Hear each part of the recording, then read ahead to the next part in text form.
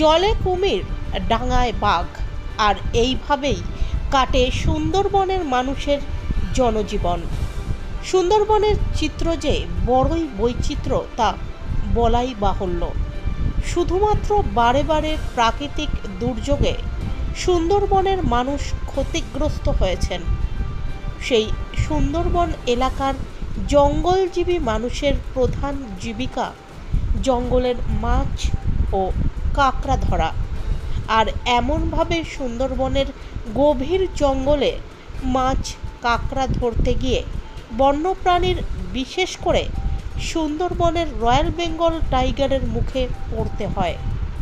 এমনই এক ভয়ঙ্কর বিচিত্র কাহিনীর কথা শোনালেন সুন্দরবনে মাছ কাঁকড়া ধরতে জলা জঙ্গলের খাড়িতে গিয়ে মাছ ধরতে গিয়ে বাঘের মুখে পড়ে উত্তর ২৪ পরগনা জেলার বসিরহাটের সুন্দরবন অঞ্চলের শামসের নগরের বাসিন্দা নূর হোসেন গাজী।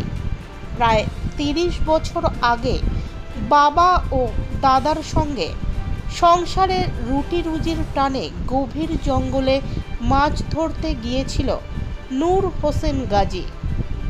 জঙ্গলের খাড়িতে মাছ ধরার সময় হঠাৎ বাঘ জঙ্গল থেকে লাফিয়ে নূর হোসেনের ঘাড়ের ওপর ঝাঁপিয়ে পড়ে। যদিও দারিদ্রতার সঙ্গে জল বেষ্টিত দ্বীপে লড়াই করে নিজেকে বাঁচাতে নূর হোসেন ভয় পাননি, বরং হাতের লাঠি নিয়েই বাঘের সামনে বুক চিতিয়ে পাল্টা রুখে দাঁড়ান তিনি। তারপর তার চিৎকারে এগিয়ে যাওয়া তার বাবা আর দাদা দৌড়ে বাঘের মুখের ওপর থাবা মারে ও লাঠি দিয়ে মারলে অবশেষে বাঘ পালিয়ে যায়। বাঘের আক্রমণে পিঠের মেরুদণ্ডের ওপর সেই থাবার ক্ষত যেন আজও দগদগে। দীর্ঘ প্রায় ৩০ বছর কেটে গেলেও তার চোখে মুখে আতঙ্কের ছাপ এখনো স্পষ্ট। আমরা নিচে নালার ভিতরে কাজ করছিলাম আর মাছ করছিলাম আমি। আর ওই বাঘ উপর থেকে, আমরা উপরের দিকে ছাল ছিল না, উপরে জঙ্গলের ভিতরে বাঘ লুকিয়েছিল। হঠাৎ জাম দিয়ে পড়লো, পড়ে সে বিরাট একটা বিকট মূর্তি নিয়ে আমার গার পরে এসে পড়লে সঙ্গে সঙ্গে দাদা আর বাবা ছুটে গেল, গিয়ে বাঘের গায়ে আঘাত করে আমার দাদা আঘাত করার পরে বাঘ ছেড়ে দেয় আমাকে। বাবাও হাত দিয়ে চড় মেরেছে বাঘের গায়ে, মেরে বাঘকে সরিয়ে দিয়েছে, দিয়ে আমার এই নৌকোয় তুলে নিয়ে সঙ্গে সঙ্গে নিয়ে ওরা ওই আমার নিয়ে আসলো, দেশে আসলো। ওখান থেকে খুব বেশি দূরত্ব না, ওরকম ঘন্টা ১.৫ সময় লেগেছে আসতে, এতটা দূরত্ব গিয়েছিলাম। এবার ওখান থেকে আইনে ওই হসপিটালে নিয়ে চলে গেলো আমার হচ্ছে বসিরহাটে ১ মাস থাকি। তারপর ডাক্তার বললো যে বাঁচবে না, নিয়ে যাও।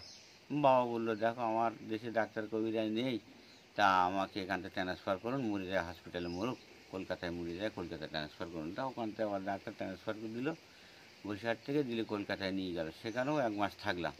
থাকার পরে লাস্টে ডাক্তার বলল যে তোমাকে বাঘে খাওয়া ভালো ছিল। ওনারা দেখা পরীক্ষা নিরীক্ষা করার পরে বললো তোমার বাঘে খাওয়া ভালো ছিল। কিন্তু স্যার আমি তো বেঁচে আছি, তা আমাকে এত বড় কথা বলছে, আমি তো মরিনি, বেঁচে আছি। তা বলছে দেখো তোমার বেঁচে থাকাই সার্থক, তুমি যতদিন বাঁচো মরবা না, বেঁচে থাকবা, তা তোমার বেঁচে থাকাই সার্থক।